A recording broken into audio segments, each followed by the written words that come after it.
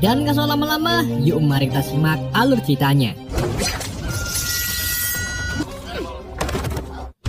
Cerita dimulai dengan seorang utusan berjenis pria bernama Ye Liang yang menemui seorang petani di tengah sawah. Sebagai utusan dari Villa Hutong, Ye Liang terus mengamati gerakan si petani dan mengetahui bahwa gerakan yang ia lakukan layaknya bukan seorang petani. Dari situlah Ye Liang menduga sang petani merupakan salah satu anggota dari kelompok yang membunuh pejabat Villa Hutong bernama Shen.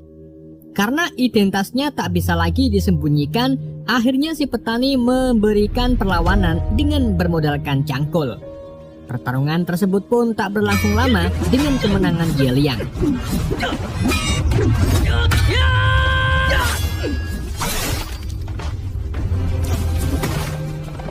Kemudian perjalanan Ye Liang dilanjutkan ke sebuah tempat salah satu pejabat bernama Butong. Diceritakan Shen, Butong dan Ye Liang merupakan kakak beradik dari Villa Hutong.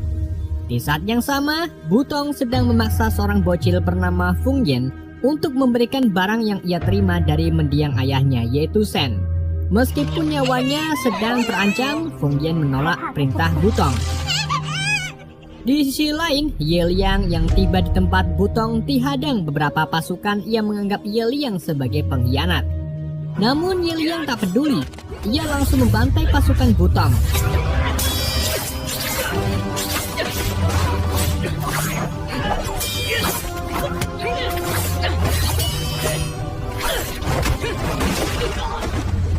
Setelah pertarungan berakhir, Ye Liang pergi ke tempat Butong dengan membawa sebuah peti mati.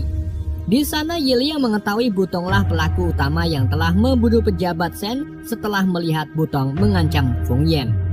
Dan karena terus mendesak Ye Liang, akhirnya Butong pun melepaskan Feng Yan dengan tali yang masih menjeratnya di lehernya. Sementara Ye Liang yang mencoba menolong dihadang beberapa seniman bela diri yang dikirim oleh Butong.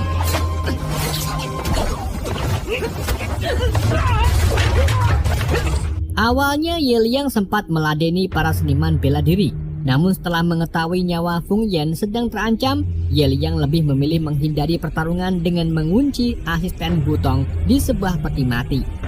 Akhirnya, dengan tidak adanya serangan, Ye Liang berhasil menyelamatkan Feng Yan dan kabur dari tempat tersebut. Setelah Ye Liang berhasil melarikan diri, Butong segera membuat sayembara kepada seluruh seniman bela diri untuk menangkap Ye Liang dan Feng Yan. Rumor pun mulai disebarkan di seluruh kota mengenai Ye Liang yang menjadi buron setelah membunuh pejabat Shen.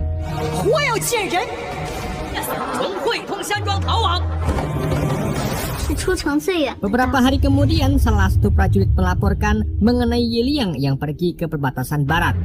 Namun Butong tahu bahwa hal itu hanya untuk pengalihan dan lebih memilih mencari tabib di sekitar karena Ye Liang harus mengobati Feng Yan yang terluka. Dengan membawa Feng Yan yang masih terluka, Ye Liang tidak bisa pergi jauh dari kota.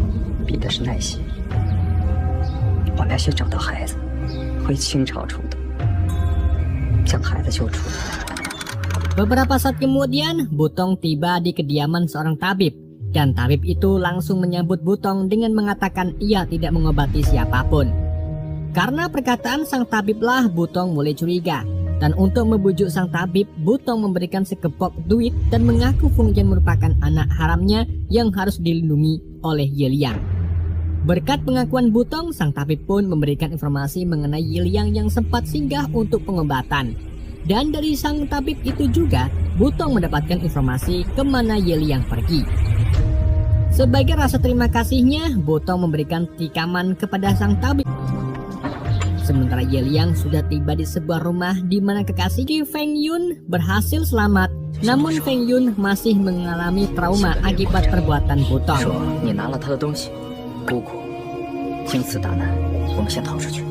Di saat yang sama, seekor merpati pengantar pesan dari Villa Hutong muncul.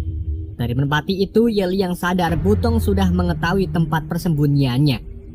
Mengetahui hal itu, Liang meminta agar Ye Liang membawa Feng Yun pergi ke ladang gandum karena bela diri Ye Liang lebih tinggi. Sementara Ling mempunyai rencana untuk mengulur waktu.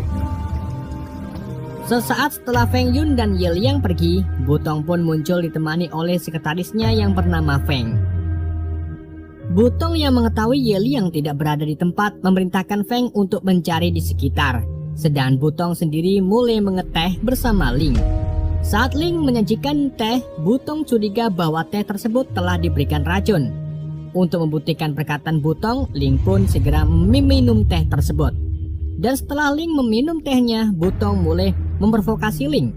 Namun saat Ling ingin mengeluarkan pedangnya, tiba-tiba Ling mulai sempoyongan karena teh yang diminum Ling sebelumnya sudah diberi racun. Dengan kondisi Ling yang terkena racun, Ling pun diarak ke tengah kota sebagai contoh yang mencoba melindungi Ye Liang. Saat nyawa Ling terancam, Ye Liang pun muncul untuk menyelamatkan kekasihnya. Namun dengan munculnya Ye Liang di tengah kota, membuat Butong semakin mudah untuk memfitnah Ye Liang. Sedangkan Ye Liang yang tidak bisa membantah memutuskan untuk melawan prajurit yang mengepungnya. Sementara Ling segera membawa Feng Yun ke tempat yang aman.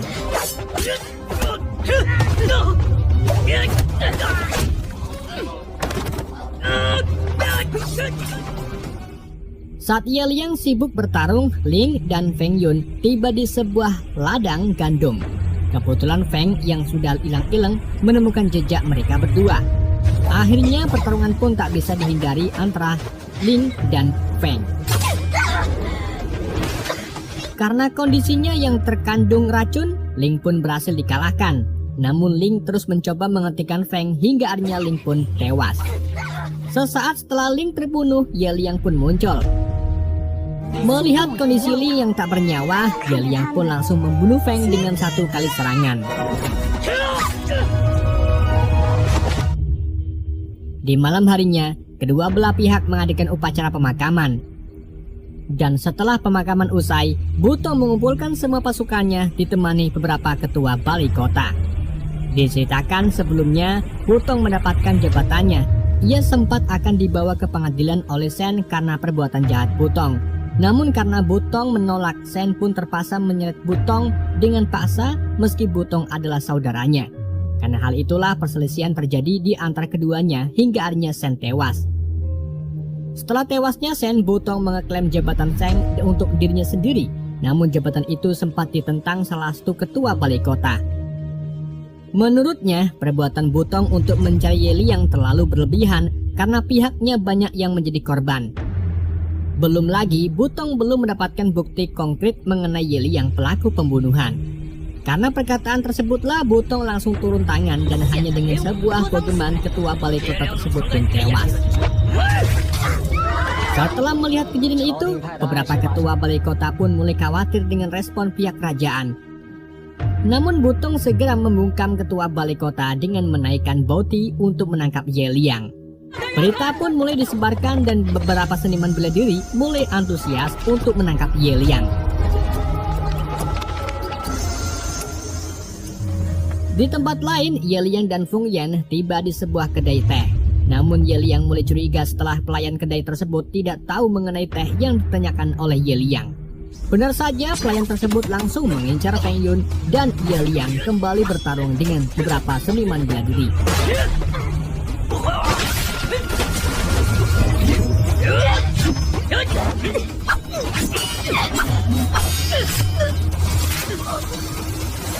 Setelah semua seniman bela diri berhasil dikalahkan, seorang pengemis bernama Li menantang Ye Liang. Li yang merupakan seniman bela diri 10 teratas mengajak Ye Liang bertarung bukan karena hadiah, melainkan balas budi karena Butong telah menyelamatkan ayahnya. Karena tak mempunyai jalan keluar, Ye Liang pun akhirnya meladeni Li.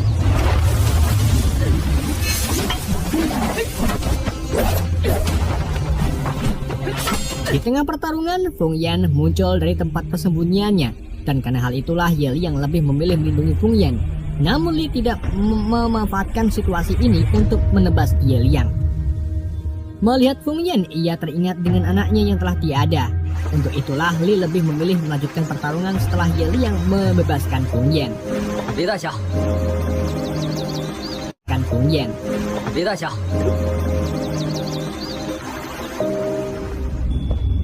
Setelah pertarungan yang tertunda, Li menemui Butong untuk memutuskan kontrak mengejar Ye Liang. Li menganggap penuh seorang bocah yatim piatu melanggar moral seorang seniman bela diri. Namun Butong tak memperdulikan hal itu. Ia lebih memilih mengganti Li dengan kakak dengan membawakan benda peninggalan anaknya. Li mulai lengah dan saat itulah Bu Wei menikam Li secara brutal. Setelah Li tewas, Butong memberikan misi kepada Bu Wei dengan imbalan 1 kotak emas dan tanpa pikir panjang, Bu Wei pun menerima misi tersebut. Bu Wei yang satu seperguruan dengan Ye Liang memulai rencana dengan pergi ke kediaman sang master. Setelah tiba di lokasi, Bu Wei langsung menyamar sebagai Ye Liang. Namun masternya sadar bahwa Bu Wei sedang menyamar. Karena rencananya terbongkar, Bu Wei pun kembali melanjutkan perencanaannya dengan melemparkan ke arah masternya. Selang beberapa saat, Bu Wei pun kembali ke tempat Butong. Di sana Bu Wei mulai menjelaskan rencana meracuni masternya. Racun yang diberikan juga bukan racun sembarangan yang bisa memperkuat efek racun setiap harinya. Ditambah dengan Bu Wei yang menyebarkan informasi mengenai master yang terkena racun, Ye Liang bisa dipastikan akan datang untuk menyelamatkannya. Dengan begitu, Bu Wei bisa membunuh Ye Liang dan Feng Yan tanpa halangan masternya.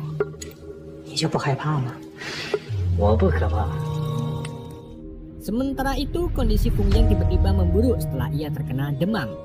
Dalam mimpinya, Feng Yan mengingat kejadian di mana ayahnya dibunuh oleh Butong. Sementara Ye Liang yang melihat kondisi Feng Yan terpaksa pergi ke kota untuk mengobati Feng Yan. Setelah Ye Liang keluar dari klinik, ia mendengar beberapa rumor mengenai sang master yang terkena penyakit. Karena merasa khawatir, akhirnya Ye Liang pun segera mengunjungi masternya.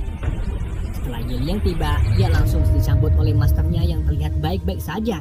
Dan setelah mereka berdua mendongeng, Ye Liang menceritakan masalahnya yang sekarang telah menjadi buron. Namun master dari Ye Liang sudah tahu akan hal itu. Masternya juga mengetahui bahwa kakak seperguruan Bu Wei sedang mengincar kepalanya. Melihat Ye Liang yang kebingungan, masternya pun meminta Ye Liang untuk memasak dan menyerahkan Feng Yan kepadanya. Namun Feng Yan menolak dan lebih memilih bersama Ye Liang. Setelah masakan dihidangkan, masternya mulai mengelus Feng Yan dan memintanya untuk segera makan. Di saat yang sama, Ye Liang mulai curiga karena masternya tahu tentang kedatangannya. Karena identitasnya sudah terbongkar, akhirnya Bu Wei dan Ye Liang pun mulai bertarung di meja makan.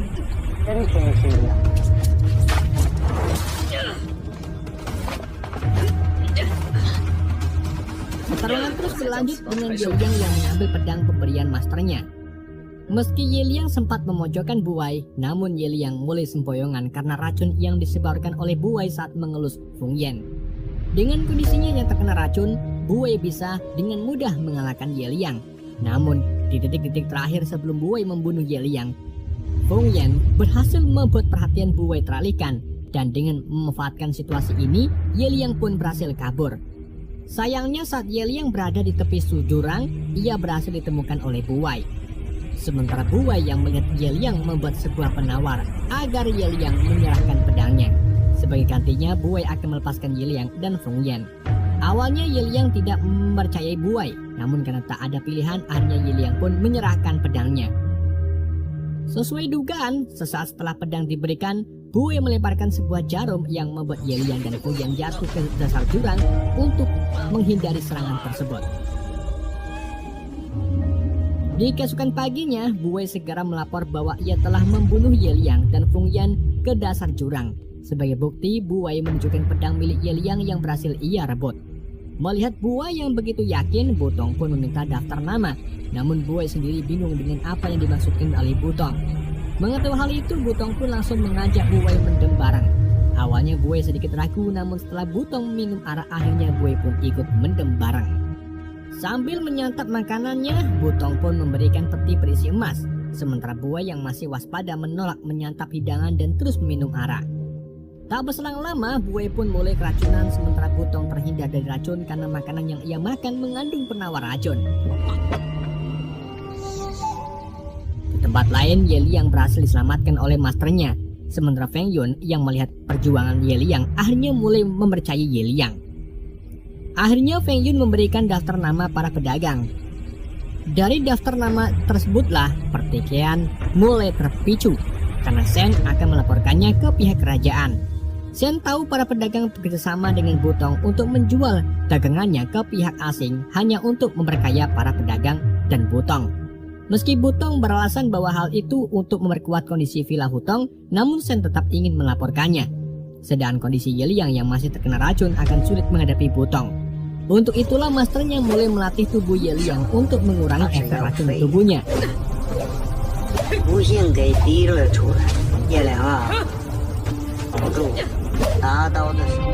Selang beberapa hari, Ye Liang pun bersiap untuk mengakhiri masalahnya dengan Butong.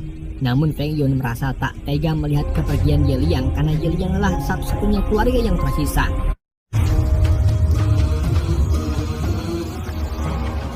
Di keesokan paginya, Butong melakukan pertemuan dengan pejabat kekaisaran. Dalam pertemuan itu, sang pejabat merupakan pendukung Butong yang sudah mengetahui masalah mengenai daftar nama. Namun sang pejabat tidak akan lagi melindungi Butong jika daftar nama itu tersebar ke publik. Untuk meyakinkan sang pejabat, Butong meyakinkan bahwa ia telah membunuh adiknya Ye Liang dan peserta keponakannya. Namun seketika Butong langsung cemas saat salah satu prajurit melaporkan kedatangan Ye Liang yang membawa bukti daftar nama.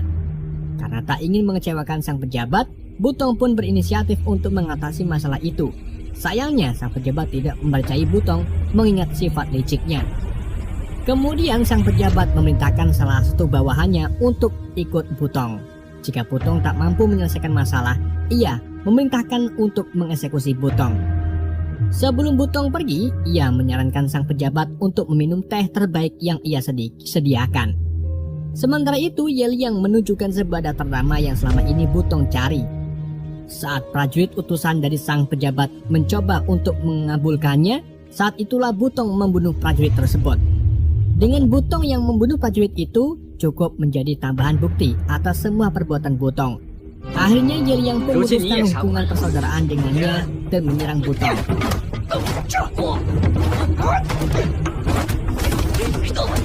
Dalam pertandingan tersebut, Butong lebih unggul karena ia mempunyai teknik tubuh besi. Namun setelah mengingat ajaran masternya, teknik Butong memiliki kelemahan dengan membiarkan Butong terus melakukan serangan. Dan setelah Butong mengap-ngap, dirinya mampu membunuh. Saat itu juga pertahanan Butong pun terbuka.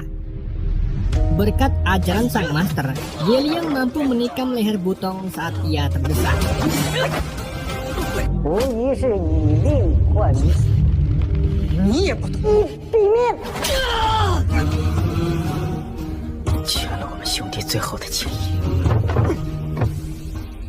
Di sisi lain, sang pejabat juga tewas setelah mengikuti saran dari Butong untuk meminum teh. Dengan tewasnya sang pejabat akibat racun, ditambah bukti daftar nama menjadi bukti kuat atas perbuatan Butong. Setelah pertarungan berakhir, Ye Liang pun kembali ke tempat masternya. Namun masternya juga tewas karena racun buai yang terus menggerogoti tubuhnya. Sekarang Ye Liang dan Feng Yan telah kehilangan semua keluarganya. Meski begitu, mereka berdua tetap semangat melanjutkan hidup sebagai seorang pengembara. Film pun tamat.